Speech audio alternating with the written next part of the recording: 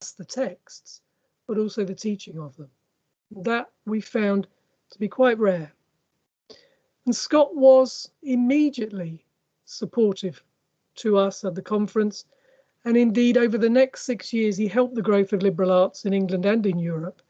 And as I mentioned a moment, he's been integral in three, at least, I think it's 3 European liberal arts conferences that we've run, and it's drawn together Emma and Jose and others and ourselves, and it's been quite wonderful. But Scott was supportive in Los Angeles to us as the co-founder and now retired chief executive director of the association. But as so often, retirement's quite a misnomer here. If you'll forgive the liberal arts science reference here, as Galileo and Newton both understood, every object in uniform motion will remain in uniform motion in a straight line unless compelled to change its state by the action of an external force. Well, it seems to me that retirement as an external force has had very little success in opposing Scott's constant velocity. He's still going. It was with great excitement that I received the news that he was about to publish a book. And I think it's significant that the first theorist and the first book that he talks about in his own book is Max Weber and the lectures on vocation from 1917 and 1919. Weber describes vocation as a thinking, reflective action within an acceptance of necessity, no matter how difficult.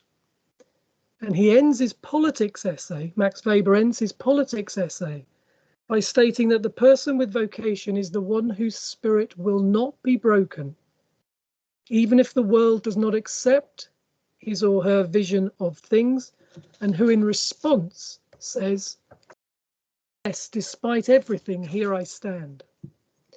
Well, at a time of plague, of threats to intellectual culture and attacks on the very idea of higher education, I think Scott's book embodies the vocation of liberal arts education. And I am delighted to be able to say that for us here today, to quote Nietzsche, Ecce homo, behold the man. Scott. Thank you, Nigel, for an introduction, which I don't think I deserve, but one cannot help but hear it and be moved. And Becky, thank you for the invitation to this meeting with the faculty and students of Winchester University's liberal arts program.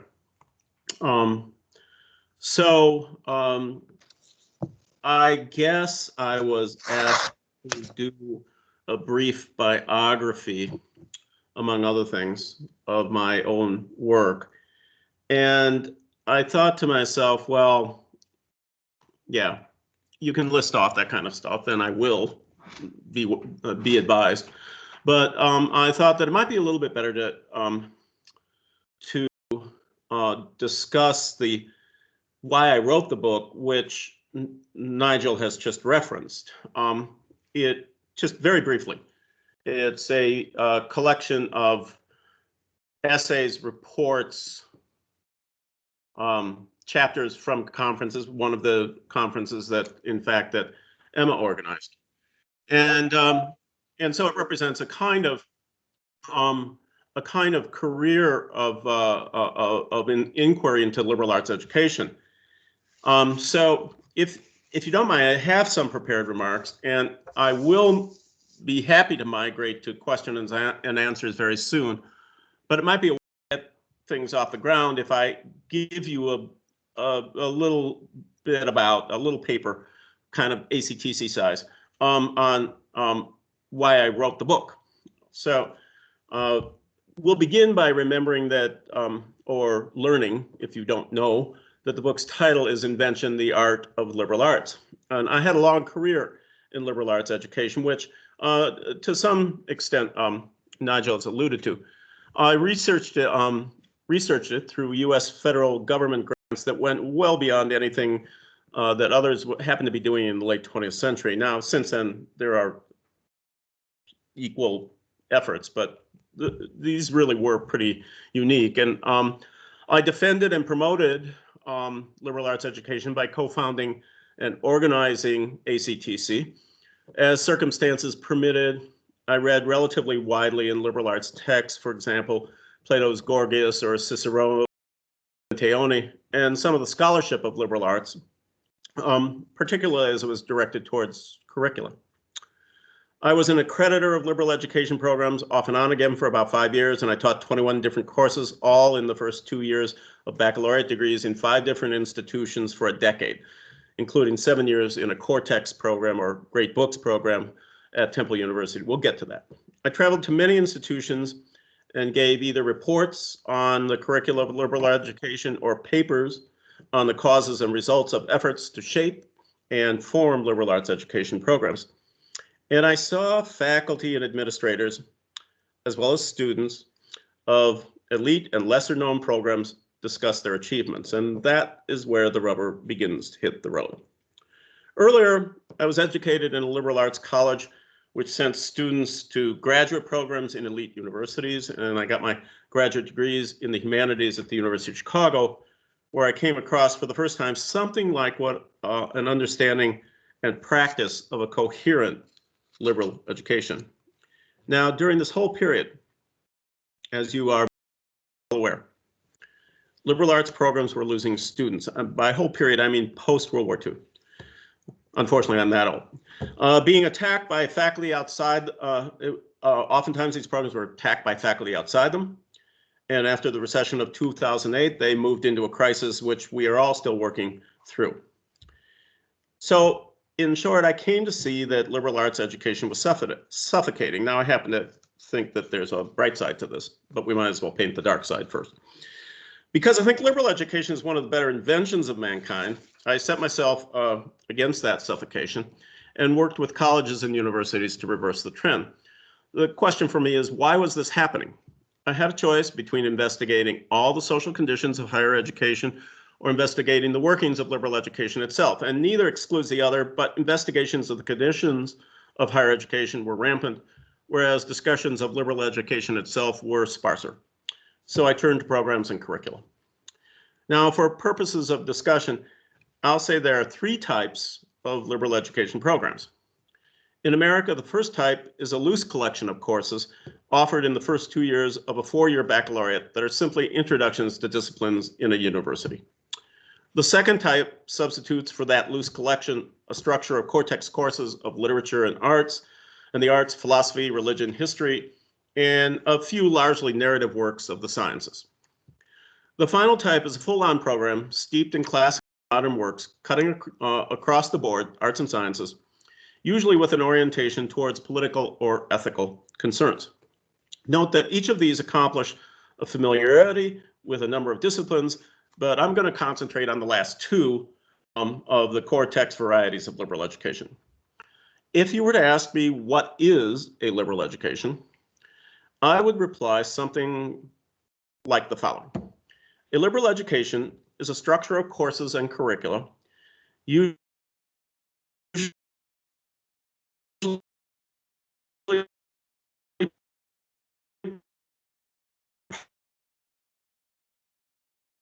especially in their fundamental or transformative principles or methods, and through, much like a marketplace, freedom of citizenship and regime, or freedom of mind. Note that this definition identifies an emotionally cognitive, intellectual function. And note also that it's a reflexive definition. The means of accomplishment are identical with the means of achievement. You can't have freedom within a university undergraduate degree if you don't engage in these activities. And engaging in these activities, you acquire freedom, or what is the same, a joy in learning.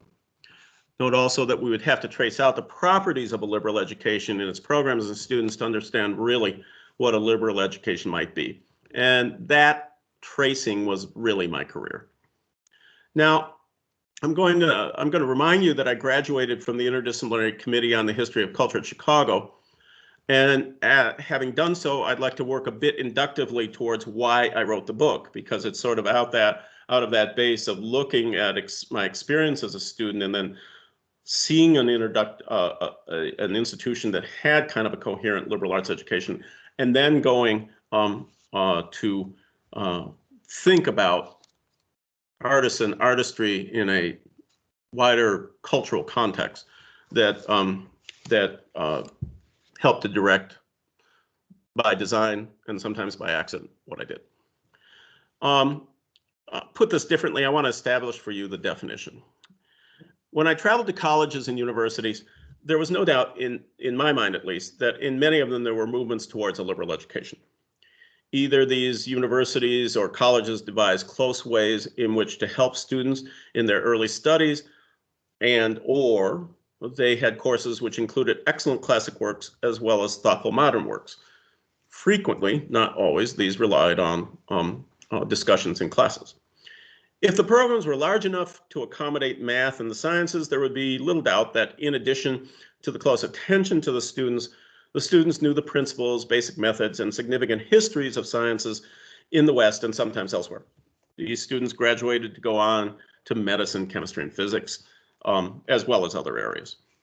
When I looked at students of the programs which were extensively grounded in the humanities, but did not include the sciences, there was no doubt in my mind that the students seemed to be liberally educated. Curiously, though, like the medieval clerics and monks shifting into the invented universities of the 12th and 13th centuries, like the liberal artists during the Renaissance and early in the Enlightenment who were formulating new arts and sciences, and I am speaking of people like Peter Damien, Bacon, Descartes, these students often used liberal education to attack the educations they were acquiring. Usually this was done by what I would call educated habit, in combination with a yearning for something new, especially something current, expressed in a college or university forum, say a student panel, on a program itself. Now again, this is from going to colleges and universities. The educated habit meant that the students were in skilled argument. Meant that the students were skilled in argument. This is not the same thing as saying they were as artistic in argument. Rather, they were habitually thoughtful and they looked through their mind's store of literature, philosophy, history, and religion for arguments that they could use or adapt to make an argument for, say, a social cause they wanted the liberal arts to address now. They had read great texts extensively, and the work of that reading, along with discussions about them, had provided those students with a very extensive toolkit, far wider than the usual disciplinary students. So what I saw was students using the habits of liberal education, that is, discussion habits of the classroom, and drawing upon the store of arguments from the works they had read, to redirect liberal arts education such that they usually said, not always, that their former education was useless or needed vast change. Needless to say, this is what Damien, Bacon, and Descartes more or less did, and that heritage of objecting to liberal arts education goes all the way back to Plato. Less obviously, who, by the way, of course, constructed his own. Less obviously, Damon, Bacon, and Descartes were constructing new liberal arts by redeploying old liberal arts. Now, there was one particular student whom I remember very well, of a different ilk, I think. He was a student of a panel of ACTC's first ever student conference. He and his fellow students were debating a literary topic, and the topic has long since escaped my memory, I'm sorry. But this one, the student's argumentative move has not. When the student discussion reached an impasse, in paraphrase, he said, let's try to get to a definition here. And sure enough, he came up with a definition of the various attributes or properties he came up with a definition with various attributes or properties and then proceeded for about 5 minutes to lay out the lines of argument involved in each attribute. The person who organized the conference with me, a colleague, turned to me and said, quote, some of our faculty better watch out, end quote. Now that student proceeded by art, not just habit. How do I know this? Why? Because his response was systematically based on 1, meeting the conversation through what his fellow students had said. 2, perceiving that in order for the conversation to go forward, a kind of argumentative move, in this case a definition, was needed.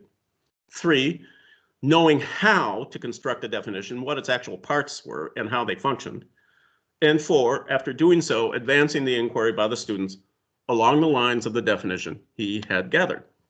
Mind you, this is not the first time in the history of education that we could contrast two types of student: habitual and grounded in text, and artistic and able to explore text. The former students were well-grounded, but it is clear that they didn't possess an awareness that they were using their educated habits to break new ground. The latter student possessed, through those techniques which he exercised, which we would, I think, are artistic, a certain reflexivity or a consciousness of what his argumentative move was. Now, the impression of that one student caused me to think for a long time about the nature of liberal arts education that was currently taught in colleges and universities. And I began to look at the papers that were delivered at ACTC meetings. These papers concentrate on core or classic texts from the arts and sciences and offer an interpretation or perhaps an explanation of teaching and curriculum at a given college or university using that core text, just as Nigel said. Now, I should say one thing about these, that these papers are very short, 5 pages, 6 pages. I did a survey of core texts that were discussed over about 10 years at ACTC. There were plenty of novels and plays, philosophical texts, and other tracts, occasionally works of art and music, occasionally some fine panels on the history of science and experiment. But explorations of the liberal arts per se were thin, and justification of the liberal arts, when relying on classical texts, were almost always centered on political philosophy texts. So plenty of papers on the Republic, a few on the Phaedrus, almost none on the Gorgias. Note in that line how the closer we move towards actual exploration of the liberal arts, the fewer the papers and texts. Plenty of Aristotle's Ethics and Politics. Very few papers on works from the Orgonaut, often none on either his rhetoric or poetics.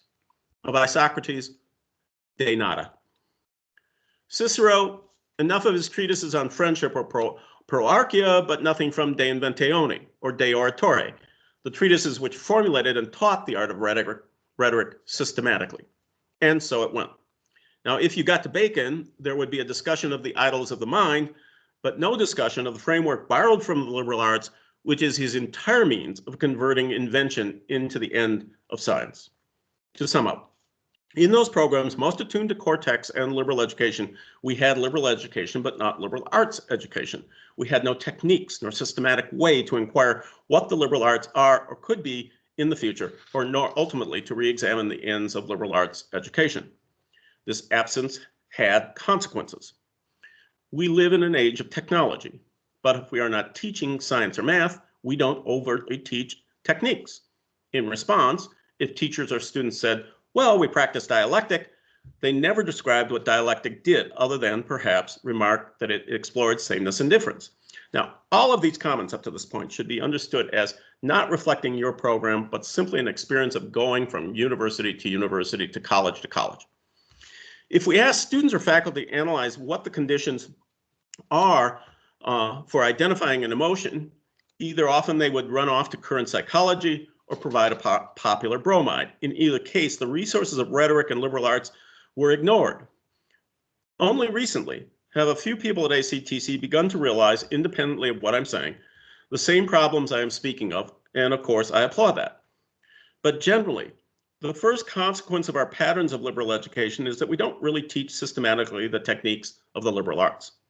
These techniques are the technology of the liberal arts, and they have been used since at least Homer, Sappho, Thucydides, and Pericles to construct and build artifacts that the world has studied and continued to use. This leads to the second consequence, which shaped my book, and therefore all the inquiry I was doing. This consequence centers on the neglect of the importance of books. The efforts by Robert Maynard Hutchins, Mortimer Adler, and their colleagues at the University of Chicago and Columbia, and I'll have more to say about them if you're interested, to produce the great book set, or canon, were seminal in developing curricula through the United States and the world. One of the important consequences of this effort was that Adler developed, to his credit, a whole methodology of how to read a book. And frankly, with most parts of that methodology, I would agree. But as we all know, there is a difference between, let's say, an artwork, a work of science, and a work of philosophy. Certainly, Adler is much aware of these differences and adjusts reading to genre. At one point he asks, quote, "What are the author's problems?" The author of a book starts with a question or a set of questions. The book obviously contains answers. And then he continues. Now let's forget about the author's intentions and just posit for a moment that any book contains a problem, a question, and answers. This is terminology drawn from dialectic. In fact, the presentation that speakers in a dialectical contest will undertake to perform. But what if the book isn't a dialectical performance? Saying what the book is trying to do is perfectly fine, but it's not always trying to solve a dialectical problem. In imaginative literature, Adler does advise not to look for terms, proposition, and arguments. And there is no doubt, as he says, that imaginative literature creates vicarious experiences from which we learn. But Adler cannot resist the pull of dialectic. So in his instructions for reading imaginative literature, he says, quote, "Our prior consideration of the difference between a poetic and a logical use of language prepares us to make a translation of the rules that direct us to find the terms, propositions, and the arguments. We know we should not do that, but we must do something analogous to it. And there follows the exposition of the analogy. For example, terms are connected to proposition, so find the total scene or background that connects incident and character. Motion of argument becomes the dynamics of plot and so forth." Now, this is good thinking, but ultimately it leads to interpretation of works. In other words, we're back to examining the terms and propositions of our own speech, just as those students habitually or artistically did. Now, you might think I'd be in favor of this because it would employ dialectic, rhetoric, and grammar. Well, I would. Or put somewhat differently, despite whatever differences there are between most great book programs and ordinary disciplinary programs, especially in the humanities, either kind of program asks you to become scholars of some sort instead of artists. So there's a further step that neither Adler nor great books programs take. They don't ask, well, in light of what you have experienced and examined in plays, what sort of play would you construct? And how would you go about constructing it? What would a performance look like of your play or of any play? What sort of poem would you write? And would it be read silently or out loud? And for what reasons? How about a newspaper or article or social media? Generally, not always, we're speaking in generalities. They don't ask, as not only Damien, Bacon, and Newton did, but Aristotle, Horace, Bruni, and Alberti, and Sontag did, how do you use the liberal arts to make something new? How do I become a good public speaker? Are there new arts to be discovered? Liberal education programs ask you to interpret because almost all liberal education programs that I'm aware of are there to offer an alternative to standard university and college education. They want you to cultivate judgment, not just expertise, and so do I. Do not mistake me. Liberal arts education is a better alternative, especially at the undergraduate discipline. But again, ultimately, liberal arts education is usually about itself, just as disciplinary education is. The way that liberal arts education gets around this about itselfness, or what I call the interpretive bind, is to take the dialectical leanings of the pedagogy of great books programs, as well as the argumentative nature of humanistic disciplinary programs, and turn it into a search for ideas. Hear that as ideology if you are postmodern, or if you wish, philosophy in most Western books. Then following differentiated political philosophies, we'll take those ideas and examine the fraught or honorable rise of ideas that created political freedom in the West.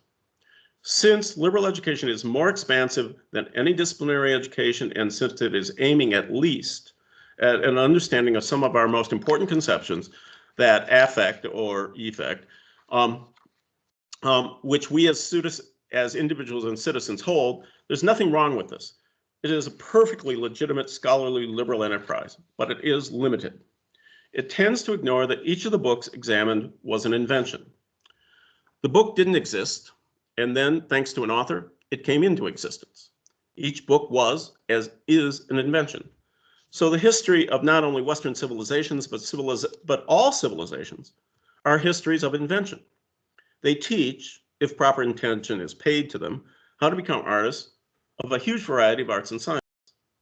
And if you learn how to make a play, a poem, a public speech, a thoughtful social media presentation, or an experiment, or a social science observation, you'll become an artist, a liberal one at that. And frankly, the same could be said of a broad-minded engineer. So like the sciences, it's ultimately possible for you to either extend liberal arts to new grounds, in new applications, which change the way we think about them, or even to invent a new liberal art, as Susan Sontag proposed in her article, Against Interpretation. I take freedom not only to be the end at which liberal arts education aims, but a path that humans may or may not trod. And I also take the times for particular forms of freedom to be part of, and not the whole, of liberal arts education. So let's take a hard look at racism, sexism, and genderism. I'm getting an echo. I didn't touch anything, I think. There we go. Okay. Can you hear me? That's a yes. Okay. Let's also remember that freedom did not originate in our own times. So I believe when we say we can learn from the past, this means a deep past of works that can still lead to inventions for today and tomorrow. To acquire the ability to produce a product in light of inventions that have gone before is to learn freedom. That's the joy that a liberal education conveys. Ultimately, in a search for liberal education, I came to realize that to apply the liberal arts to make new inventions was the bedrock of freedom. And that realization was why I wrote the book, Invention, the Art of Liberal Arts. And I hope that what it does is it helps to revive liberal arts education's fortunes. Thank you. No, thank you or whatever, you know, end of opening statement. Thank you, Scott. I think I might be responsible for the echo, but I don't know why. Yes, you're echo. Excuse me. We all are. We're in a cave. Wow. Okay, so Well, I'll echo on. Hang on, everyone. Has everybody got their microphones off? Yeah. Any better? Okay, that seemed a bit better. Okay, all right, okay. Well, now that you've all shut up, I can carry on. Scott, thank you. And what struck me in reading the book and from what you've just said, it takes somebody to show us what's missing. And when you pointed out to me a few years ago that invention was missing, it suddenly was. And I think it was a most astute observation. Now, when Scott and I talked about this session, we decided that it might be, often this is the way these things go, it would be appropriate then for the person who's chairing it nominally to make a response. So with people's permission, I've got a couple of pages which I'll read out. And what I'm trying to do here is just to get conversation going and drilling down into what I think, excuse me, in reading the book, what I think Scott partly is doing with invention beyond even what he's just described. So I'm gonna do my 2 pages on that, and then Scott, you can make any response you like to that, and then we'll broaden the conversation out and bring people in. Okay, so my response, it's very short. It goes like this. Scott's book is a book that states at the outset that invention is the heart of the liberal arts, and the liberal arts are themselves the road to the arts, the sciences, and a better life for us all. Still quoting from Scott, invention is the future, and we owe what we are to invention.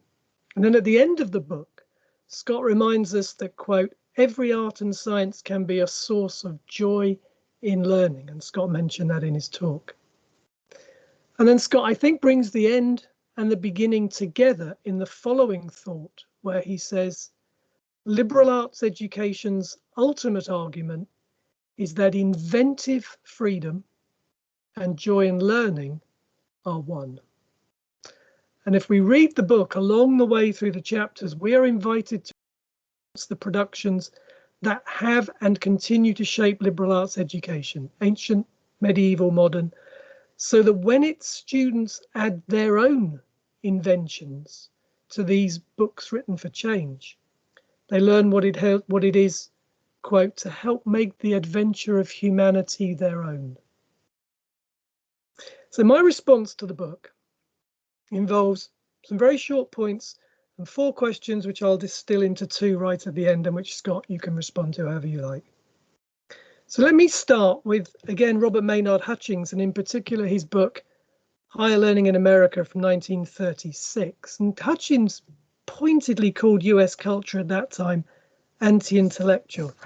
My first question really is a very obvious one, as to what extent you still feel this to be the case in the US. And yes, of course, a certain president comes to mind. And in his book, Hutchins famously talks, and this has been a controversy for us over the years in doing liberal arts, Hutchins famously talks about truth being the same everywhere, paraphrasing Aquinas from the Summa Theologica. Hutchins says famously, quote, "Education implies teaching, teaching implies knowledge, knowledge is truth, the truth is everywhere the same. Hence education should everywhere be the same." Now, most people observe, I think, that now, instead, we're in an age much more like Bloom describes in The Closing of the American Mind from 1987, where he says, look, the one thing you can take for granted is almost everyone, students included, believe that truth is relative and has no, in fact, there is an incredulity that one should even describe it as an absolute truth. So my second question, closely related to the first one, is, given this, is it possible to suggest that the humanistic project is in decline, perhaps even in a terminal decline?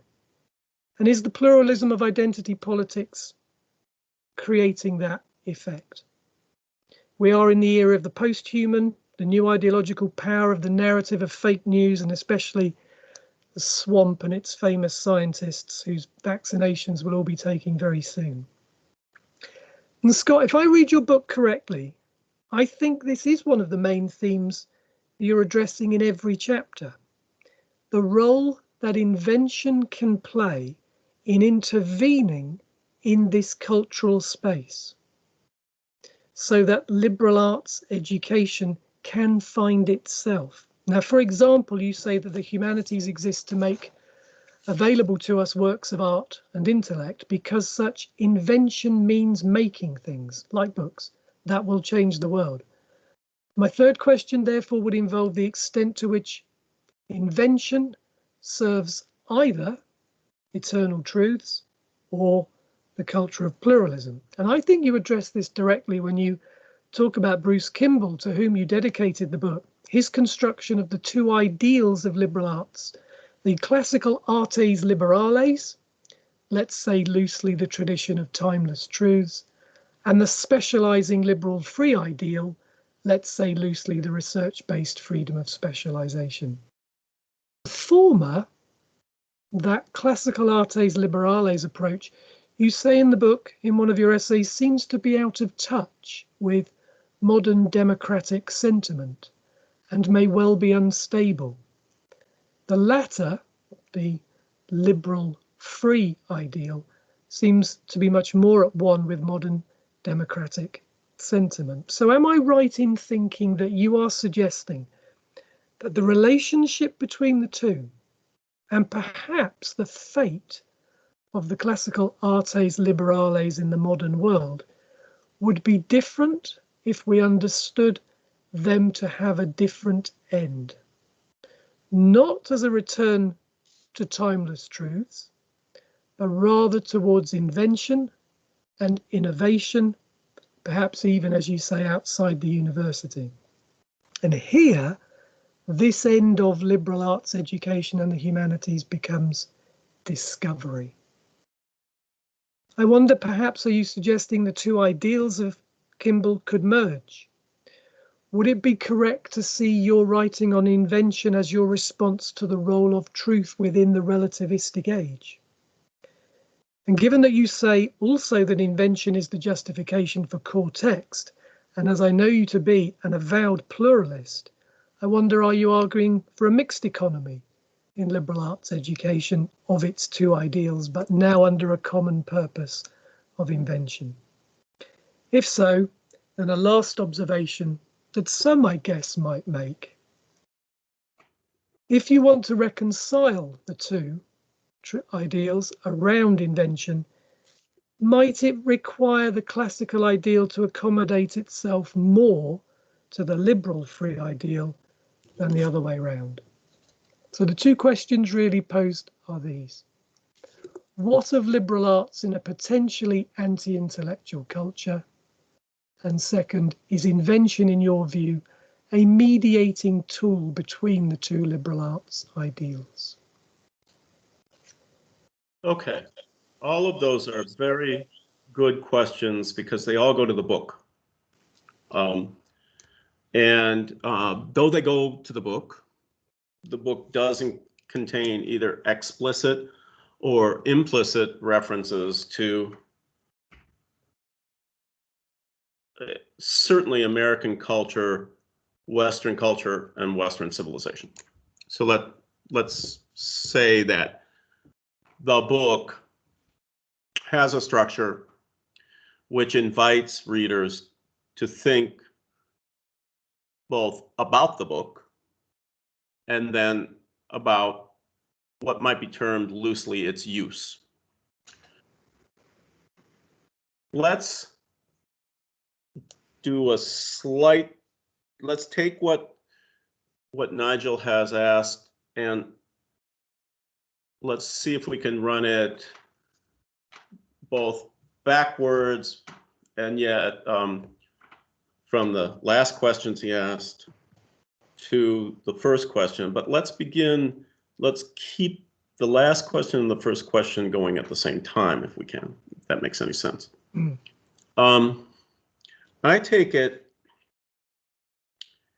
that the last question was what we might call a professional question.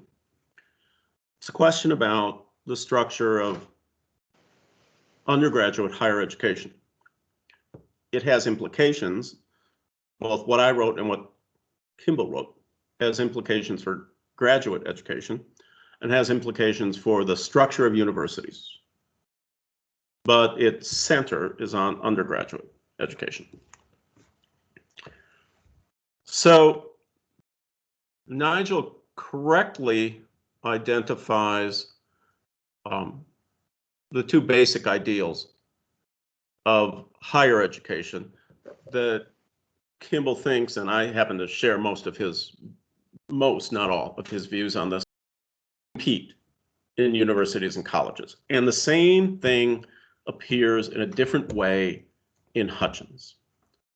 One of these ideals is dedicated to very specialized research. And all the reputation, honors, and awards that go towards the universities, the social recognition and so forth, are all claimed to be a result of research and the education of people who will continue to go into research, sometimes in the private sphere, sometimes in the government sphere, but mostly they will continue to work on research, theoretical or practical, in universities. Jose invited me to a conference once on the reputation of universities, and I presented a paper at Jose's request on, as it were, the character, how character was developed within a university, and whether the humanities in particular, and the humanities in general, and liberal arts education in particular, could, through its undergraduate work, contribute to the reputation of universities. That's fairly accurate, wouldn't you say, Jose? Okay, all right.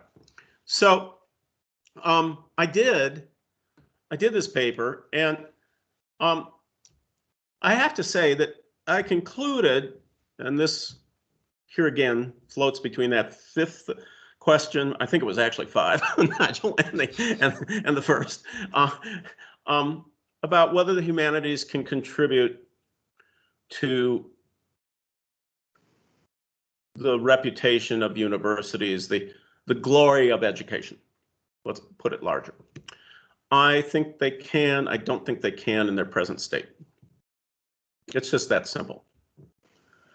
In their present state, largely, not exclusively, they at once try to imitate the sciences, and at the same time, they try to differentiate themselves.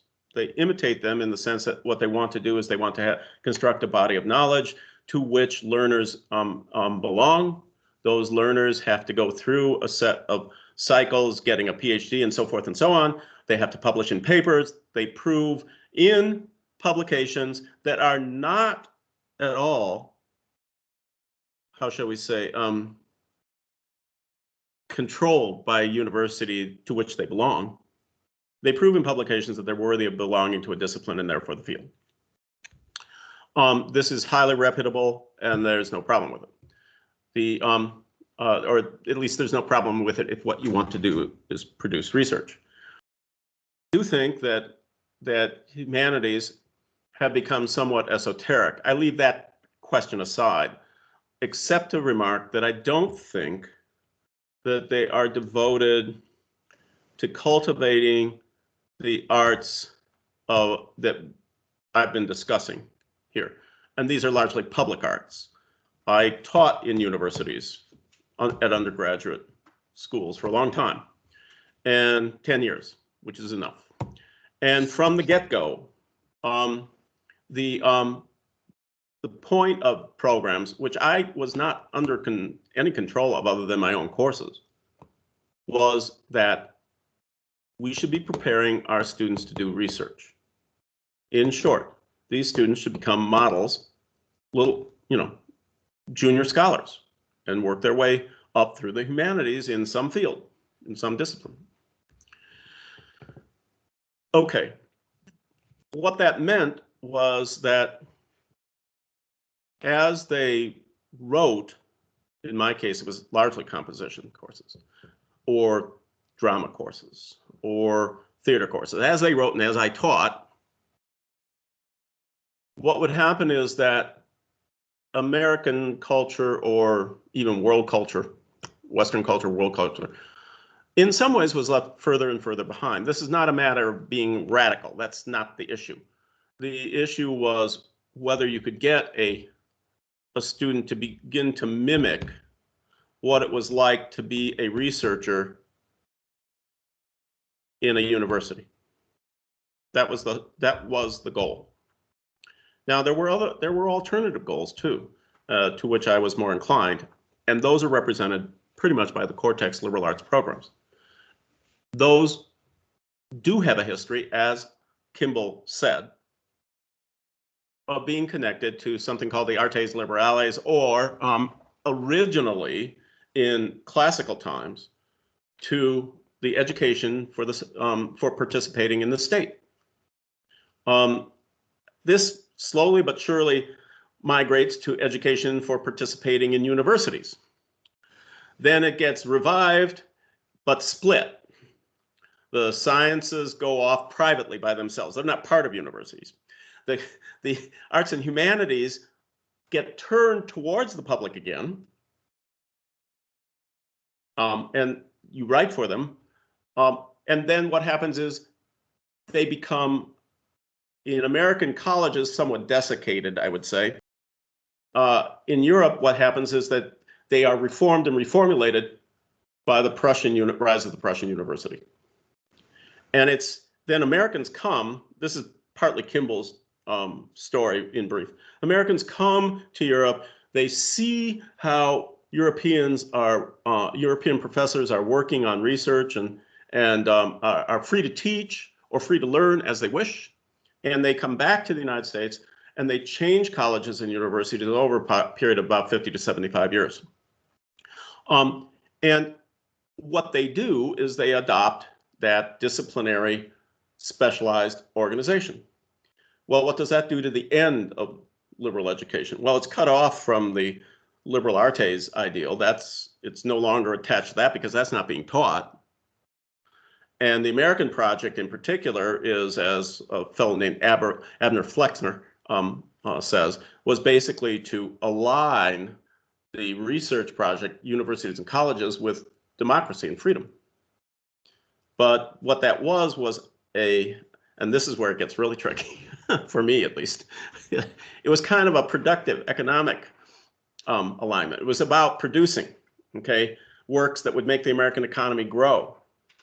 I have no quarrel with these projects, but I don't know where the arts and humanities fit in that project. And so I began to look at what whether in a project that provides the paradigm for universities and many colleges, not all. And one thing, students, you don't know this, but the professors do. You may or may not realize this. Colleges in the United States have a history of having grown separately and well before universities. Universities didn't come into existence in the United States until the late 19th century. Yale was a college, Harvard was a college. So they were standalone little units, and there are many such units now.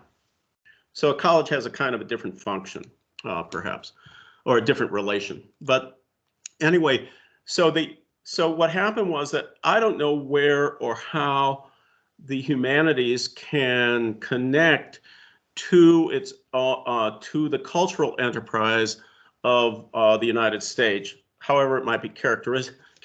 And I will say this: it's clear that some humanities, not all, have engaged in what I would call anti-establishment or anti-cultural inquiries and so forth. And it's perfectly understandable, but it's not clear that it builds any support at all for the humanities. I don't see it. I just don't see it. So what's happened is the humanities have been cut off from both the democratic, even the political, in a way, even the political, because it's a kind of specialized political function, if you wish. So to go back then all the way, I do think that first I'll go back again to Hutchins. Hutchins thought the US was anti-intellectual. I would be certain that the US has had its anti-intellectual moments, and in all honesty, I think I can say that President Trump is anti-intellectual. I don't think there's any need to quibble on that. That said, the United States is, kind of a big place, a big country. And it has an awful lot of leading liberal arts institutions, an awful lot of leading universities and research centers. There's plenty of data on the growth of the knowledge industry insofar as we're talking about specialization. The problem is, yes, liberal arts education is under attack. And it can provide for a culture or for a civilization or for a country. It can provide a way to think about how its politics, arts, and sciences are synthesized, especially towards freedom. The Chinese think about it differently, by the way, but they still do this kind of synthesis. So I would say that certainly Hutchins was asking, what could a college and university do that would contribute to a culture that other institutions in a democracy would not? Well, that was the whole question. And the actual answer that he came up with, oddly enough, was liberal arts education, and what he called general education, which would ultimately shape the way researchers thought about their enterprise. Instead of drilling down into kind of a narrow hole, if you got a proper undergraduate education as a professor in a college or university that gave you this education, that required this education of its students, then what happened was that your view opened out and you connected your research to other parts of the world. I think that's a pretty good enterprise. Yeah. Thank you, Scott. Sorry for the long answer, but it was a difficult. I know. Invited to do it, Scott. I'm getting echo, but I'm now open to contributions, questions, comments, and I'm waiting for yellow hands that suddenly appear on the screen. So feel free.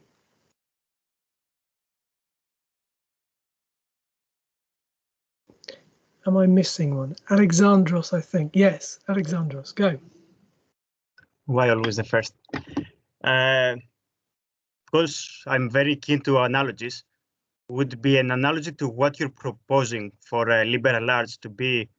You don't want from liberal arts to teach us how to fish. You want liberal arts to teach us how to invent a new way of fishing, how to expand our knowledge in new inventions and new areas that's not yet known. Yes. Yes.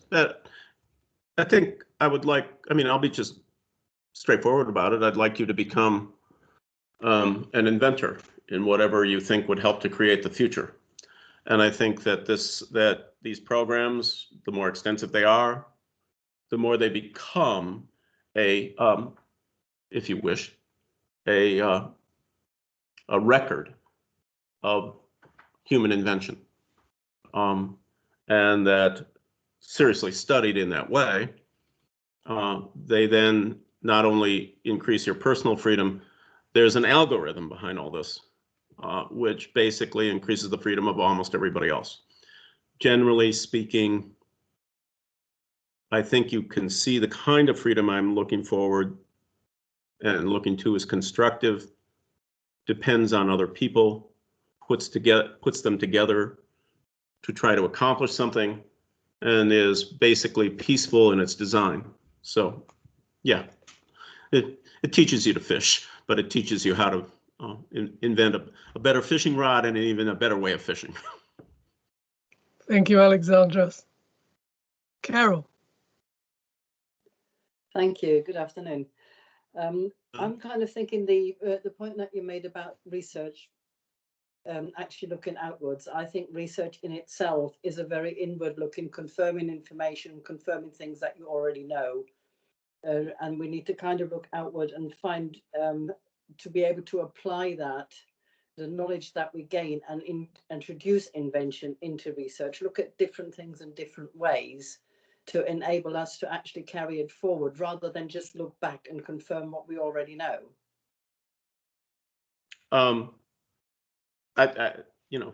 Yes. Yes, I will say that, let's see. I do think that there is a problem that all of us have in academia. I mean, I once had a person say to me that they specialized in the liberal arts. And there's something about that I go, oh yeah, right, yes, I do. And after all, I got an interdisciplinary degree at the University of Chicago, not a disciplinary degree. So, gee whiz, you should be able to get something like a specialization in something that's general. I think that, excuse me, I think that's true in some respects, but I think it has very different requirements than the usual requirements of the usual requirements of a disciplinary degree and a disciplinary pursuit. It shares with those, for example, the collegiality of people engaged in an endeavor in liberal arts who come together to speak about it. That's common to other enterprises. It shares at least a breadth of ends that everybody understands, though the ends may not be shared by individual programs. That's the pluralism, for example. I understand that. But I do think, based on my experience in ACTC, working with many colleagues, looking at an awful lot of programs, that what you can't do is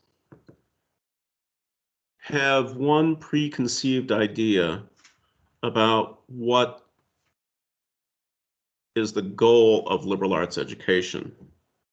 I'm arguing a pluralism. I'm arguing a complementarity. And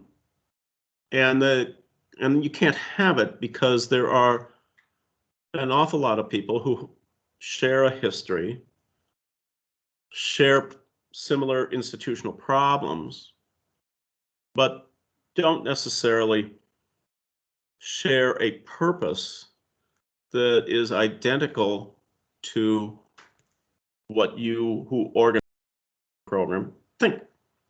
So that means that in a way you could be in a program where you actually teaching in it where you're not really certain this is what you want to participate in, but there are advantages, good things about it, and sometimes there aren't. And it also means that more broadly, I think you have to take into account, and this is the fun part, frankly, you have to take into account all the different positions of your colleagues and actually construct a conversation with them or with your students about what it is that they think are the aims and goals of this kind of education, or what they're trying to do at the very moment even. That's a much more pluralistic enterprise than saying being able to drop down onto it a standard of the discipline. If you want to get a bachelor's in a degree, then you, in this discipline, in this college, in this program, then you will do this. And you must conform to what the discipline thinks. It doesn't work that way. It doesn't work that way at all. And so despite the parallels, I do think there is a significant difference. And I think, of course, I tend to think that invention helps to make that diversity and plurality possible in a coherent way. Thank you. Thank you, Scott. Thank you, Carol. Stuart, Okay. I've got next. I'm Mr. Lee. So I've got a question around the sort of the cortex and the great books and the Sure. fierce discussion that's going on at the minute. My question is this, sort of two-part, I guess. In our revolving door economy of education, which is sort of the students to academics to scholars, which then leads to researchers, probably then to teachers and sort of educators, who then probably teach this method again. At what point does this learned behaviour as an essential pattern, to quote Russell, get changed to accommodate newer texts, moving from the respect of books and works from antiquity to studying and learning and building on a new set of core texts to see what another 2,500 years of research and development and ideas it churns out? Secondly, on this, do you think this opening of ideas will produce new thinkers not able to climb the current tree of thinking, as they are a metaphorical fish without a sea of information available to swim in that might be provided by the opening of the texts? I get the first question here, Stuart. I'm not quite certain about what the second question is. Can you rephrase it or just restate it more slowly? Either one, I don't care. Sure. So if we were to change the core texts at this point in time and then say, moving out sort of to like 1,000 years or so, if we then change the core texts in that sense, with that standpoint in time, do you think with the new variety of information, because we aren't studying the same things, will open up a different way of thinking, so that, you know, the metaphor of it's unfair to judge a fish's ability to climb a tree. Current thinkers that may be hindered by the current core text may be opened up. So we will see, you know, a new Kant, a new Durkheim, a new Marx based on the new material that has come from a different core text in the liberal arts education. I think the way I want to answer this, Stuart, is going to seem unfair, okay? But I think I'm going to do it this way. I want you to answer that second question based on what you heard from me thus far. You can answer it, I don't care how you answer it, I just want you to answer it. Well, that's got him. I would say there is enough out there that thinkers of this age can already draw from, that we don't need to change what the core texts are to a point where we re-establish the norm, like reinvent the wheel in a sense. So what about your future? I'm pursuing your second question, okay? What about your future students and scholars, the ones who, let's say, 2,000 years from now, have a canon? Maybe they do, maybe they don't, but let's pretend they do for the sake of the argument. What about them? Are they, how to put this? Is your question about whether I think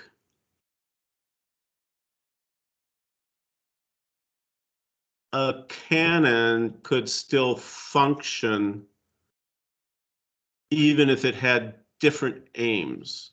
Or is it about, do you think that I think that invention will continue? I think the second part, do you think invention will continue if we do continue to hold these texts, as Hutchins and Adler's did, in such high regard? If we were to continue studying the same things, do you think the same set of principles will come out of that? Okay, some of this needs to be answered historically, and some of it needs to be answered on principle. Okay, let's take the latter first. The principle, I think, is that that my book is arguing for continuing invention. I'm not arguing to make the future to have it stop now. You know, I mean, so that will just leave to the side. Now, there is some background which you don't have, and that would help on this. But the more important point about that background is that it might invite you not only to study your own curriculum, but to say to yourself, what would I do differently? And in fact, here's something I never got to do in teaching in a class, okay? And I wish I thought about it after I was out of teaching, and I thought, geez, this would have been great. Okay, so let's pretend, list me, if you will, just 5 works that you're reading in one course. It doesn't matter. Just 5 works that you're reading in one course. So we're obviously reading a few bits from Plato, and we've got Timaeus, we've got the Republic. We're working from probably the Aeneid. We'll then be working from Oedipus Rex and Oedipus Colonus. That's good. That's good. We got 5. We got 5 there, right? Okay. Now, I want your final paper to be, what text would you pull out of this course, and what text would you put into it? Argue why you would pull it out, and argue why you think this text should be substituted. Now, I think that that's the kind of thing, whether any of your tutors take me up on this one or not, that's the kind of thing that you could do yourself. You could actually say, would this text that I've read on the side, or if you're too crowded, and that can happen, would a text that's in one course work in another? If so, why? First off, how's it built? How's it constructed? What's it try to do? How does that relate to what comes before and after? How does what becomes before and after in that particular text all add up to a particular function of this course? What's the function of this course? Not my whole program, but what am I getting out of this other than a historical reading? That is, I've read in chronological order the following. Okay, those are questions I think you could ask. And so in some ways, I think I've answered your questions in principle. Now, to a more historical answer, the truth of the matter is that, well, you guys read, as I understand, selections from How to Read a Book, Adler and Van Doren. This true out there? This is a yes, a no, a maybe?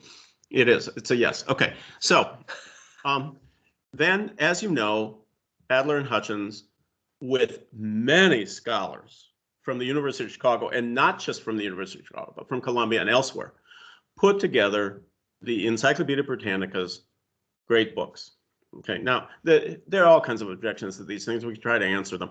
But the point is that what one of their accomplishments was to incite in colleges and universities the idea that what you could do is you could have quotes a canon. Well, it turns out if you start doing history of these things, yeah, sure, there's a lot of overlap, but what colleges and universities do, what faculty do, and this should not surprise you, is that they construct their own programs. And that means they pull their own, they put into them their own texts. Well, I'm talking about core text programs. I'm not talking about, you know, you can go for a university and just select this piece of the pie and then that piece of the pie and then that piece of the cake and then that piece of the cheese. No, I'm talking about you're an actual whole pastry that you get, that you're going to have to eat piece by piece. And what happens is that colleges and universities of the most extensive programs didn't have the same text. They just didn't. So where do canons reside? They reside at institutions and universities. And that was kind of the insight that we had when we formed ACTC, was that we wanted to have a discussion about what belonged in core text, right?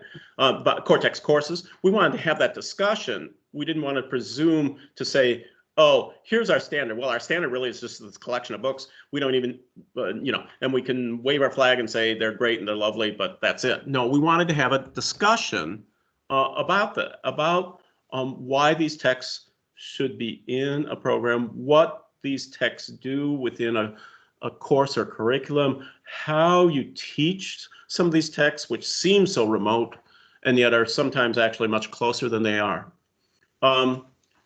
So one final note on this, just to make this seem likely, like a likely story to you, right? I think there were real grounds for objections, or lots of them, to curricula in great books programs that existed, let us say, in 1965. Okay? But, you know, gosh, I hesitate to say that that's about 50 years ago. More, isn't it? 55? Am I counting right? Subtracting right? And so it seems to me, at least, that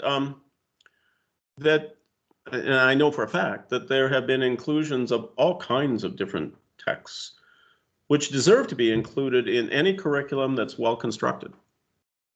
Okay, and these range from women writers to African Americans. We did a big project with the Cherokee. That's quite a liberal arts story. They also range into other cultures, African cultures, more Hispanic, Chinese, Japanese, Buddhist, Hindu, the list goes on. Now, there are problems of putting them together, but there are also solutions too. And so that's my more general answer. So in the future, to finally get back to the end of your question, I think you couldn't expect that canons will look different. I think that you would not be surprised to find 2,000 years hence that the texts that appear in those canons, if they exist in institutions, if the institutions exist, I hope they do. If they appear in those canons, well, there'll be a lot of ones that we wouldn't even recognize. And we will have been the contributors to the seemingly most ancient, 2,000 years back, right? Many of our programs are adopting relatively contemporary. Okay, not only, by no means, but relatively. But then on the other hand, there'll be some of the usual suspects. Nigel's great grandchildren will be sure to include the Republic. You can be certain of this. I mean, that will happen, right? It's going to happen. And so, and I tease my colleagues in this, but it's true. You will find that the mark of the humanities, and this is a reason why they should actually be helped. The mark of the humanities, unlike many of the sciences, and I'll elaborate if you're interested, is reuse. The humanities continually pull up, the arts and humanities continually pull up things from the past, reuse them and refashion them. So I hope that helps you. Thank you, Scott. Stuart, that's what you get for asking questions. You get to work hard. Very good. Utterly pleasant. Now, Bex, I've got you in mind. We've said to Scott that maybe 4:30 would be a suitable work period for him, but let's see how we go. Bex, please. Hi, can you?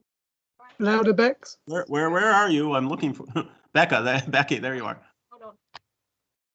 Is that better? More. No, it's still pretty. Hold on. Sorry. No, wait. Just a minute. That better? Try again. But not enough. Keep it coming. Yes, still muted. We're not getting you loud and clear, Bex. Your mic is off. Becky, it does look like your mic is off. That better? Well, if we're quiet and you speak, I'm sure we'll get it. So we'll work hard on listening, Bex. Sorry. Is that better? Keep going. I mean, you touched on it on the previous question, but I was wondering for you, well, I suppose it's two parts. What actually constitutes invention? Because it seems so much of academia is in response to so-and-so, or even just mimicry of great scholars or philosophers or so on. Then you were talking about reuse, and I was wondering at what point does reuse become invention, and particularly from a feminist standpoint, existing within a sort of heteronormative patriarchal structure, where are we limited by the structure in which we exist of what actually constitutes invention within that? At what point do we move beyond that and have the invention beyond those structures, or would we even be aware of what that looks like? Because perhaps invention, when it's really truly invention, we are actually unable to articulate it clearly because it is new. Yeah, and then like a second part of that, talking about the culture wars, if liberal education is under attack, and that is true, even if we are to invent, how is that to be received within a culture that is fundamentally anti-intellectual? Do we just end up talking amongst ourselves? Yeah. Okay, that's it. We got that. Thank you, Bex. Sorry about that. Hold on, I'm just We got it. yeah, just 1 second. And I'm going to take, I'll tell you what, I think in Bex, can you just, I think you said, can you say the second question briefly again? I apologize. Yeah, no worries. You said about liberal arts education being under attack? Oh, this is the culture wars question, right? Yeah. Yeah, okay, got it. Okay, I'm good. Let me back, I think I'll take your second question first, if I may. One of the projects that I mentioned but didn't explain was a study of the evolution of general and liberal education in 66 colleges and universities from 1978 to 1998. That was the federal grant. Then we extended it ACTC on a private basis to include another 15 institutions, and therefore to 2002.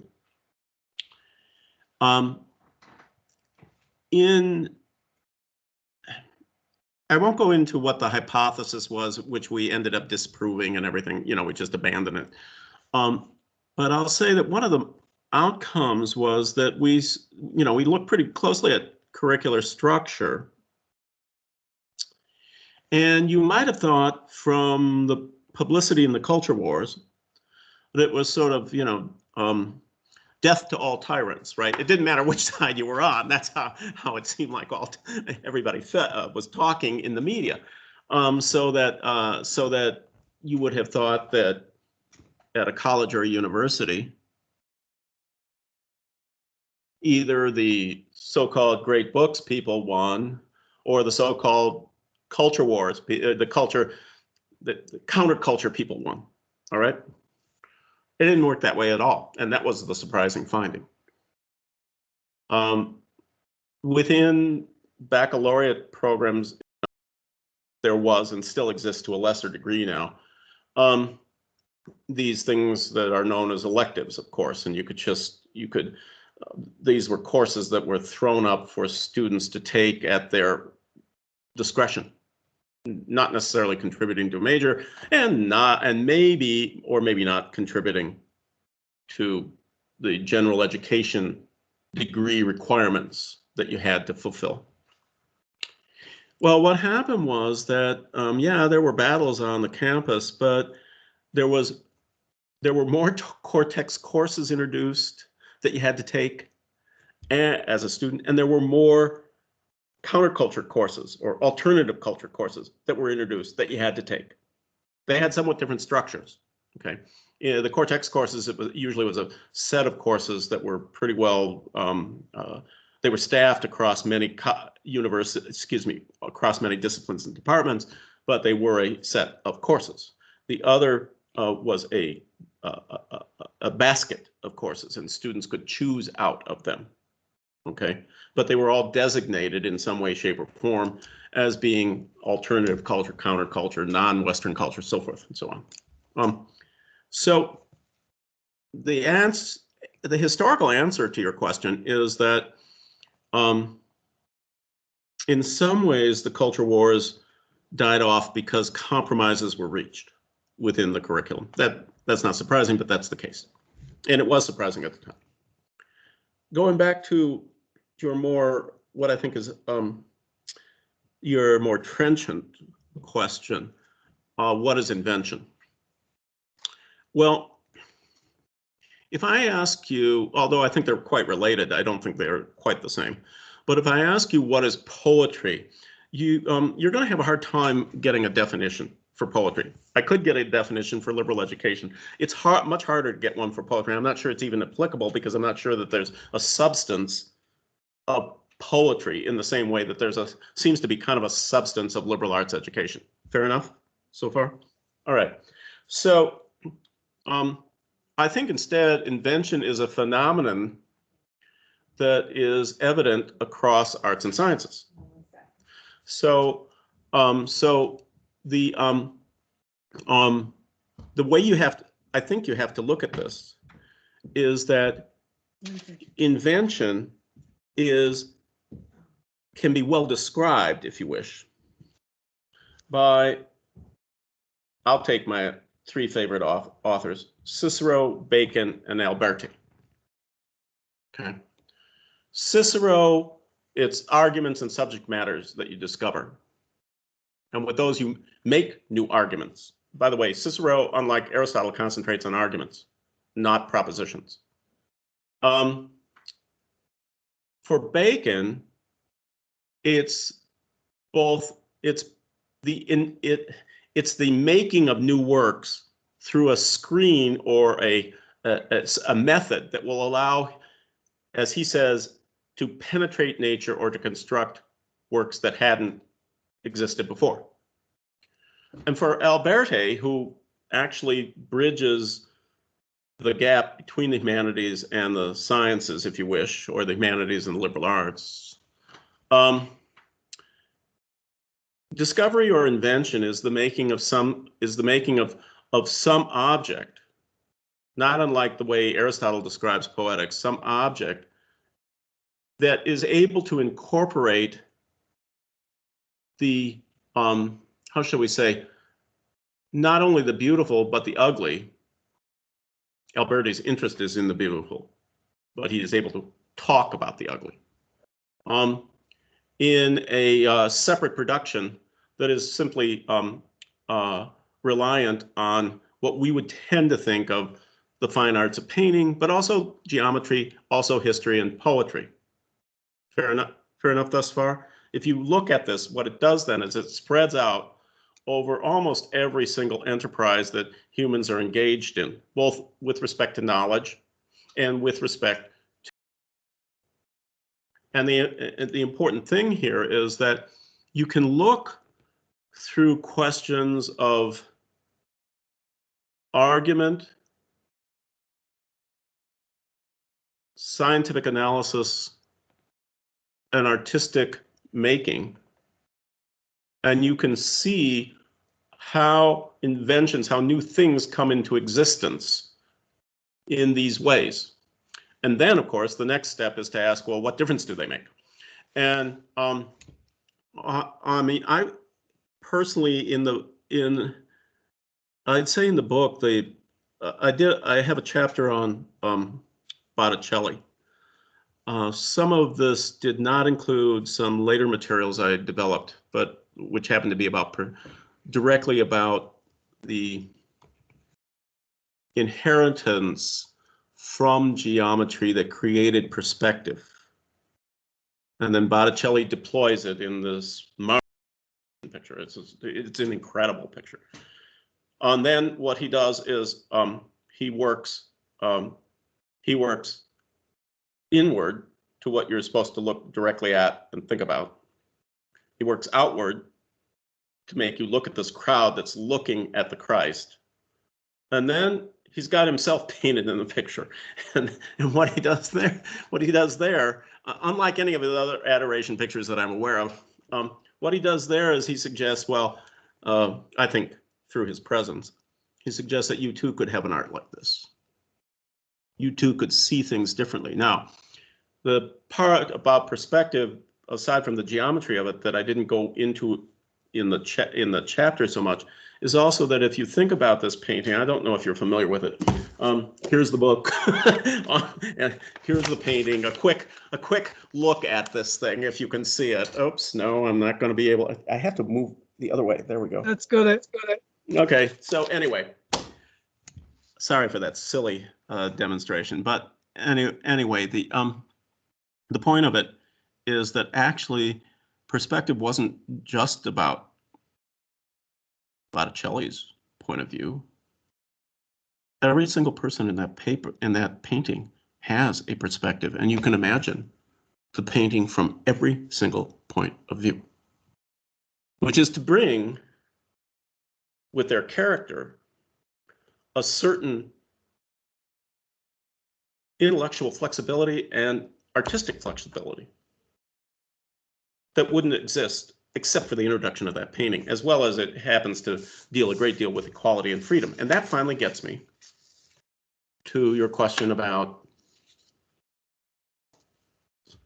realizing structures and, in particular, feminism.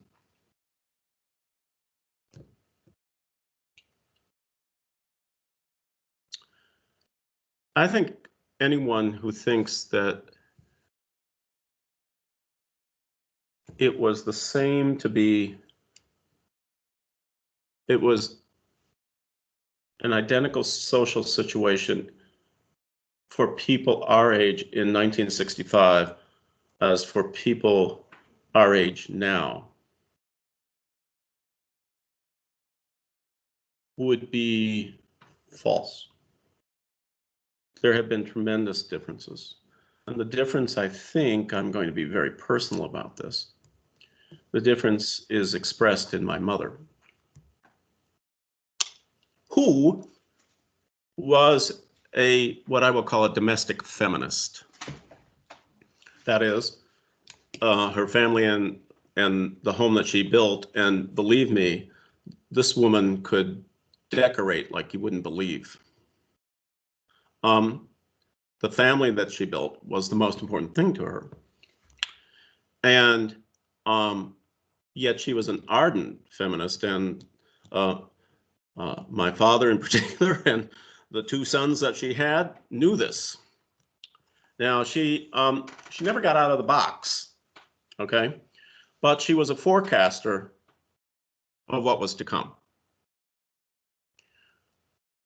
You asked, I mean, honestly, if Zoom existed and this was 1965, there would be one woman in this picture who was a professor. There would be many women who were students, but one who was a professor. And that person would not yet have tenure. Okay. So things have changed a lot, and that's a good thing. And you could foresee it if you were sharp enough and smart enough. You could kind of foresee it, I think, in 1965. However, I do think that your question about using invention to change and to then perceive the changes is very salient. I tried, you remember the references I made to Bacon and Descartes, and Damien Bacon and Descartes? Those people were in the act of changing the liberal arts. That's what they were doing, but they were actually making new liberal arts, which everybody now calls the sciences, but which are nothing more than an extension of the liberal arts. That's all they are. Okay? They were in the act of creating the distinction between the sciences and the best of the humanities, which is that the sciences are immediate, presentist, and critical. The best of the humanities, long view, and are broad base. Okay, for knowing what we're doing or where we're going or who we are. Was what they thought was distinctive from their prior education or prior modes of knowledge. But it was only kind of distinctive, right? It was something you could kind of foresee, and it was something kind of different, but it wasn't the clear break that it's often portrayed to as. And that's actually quite important if what you think is artistry and invention help to govern the world. Because then the continuity of how an individual slowly but surely acquires an art, the relation of that individual to their immediate fellows, let's use that word, okay? Be they from almost any art or discipline, their relationship to what has come before in an art and discipline and what comes after, all of that becomes very important in being able to build up some sort of explanation. One of the viewers here did me a lovely compliment by saying that, well, my work basically looked at civilization as an artistic work, which people, you know, chip away at, so to speak, or build something or carve something out of. That's right. That's absolutely right. Thank you, Emma. You really saw it, and so I think that that's the answer. That is really how, you know, the question of artistry is a question of how it's acquired, what it's aimed at, what materials it's using, what opportunities and possibilities it opens up, being able to see those, being able to realize them, and then being surprised kind of about what you did, because that always happens. That always happens. So does that help to address your questions? Yeah, no, that was beautifully put. Well, thank you, Bex. Thank you, Scott. I'm getting echo again. Again. I'm feeling a responsibility to let Scott off now after an hour and a half. Scott, I don't know how you feel.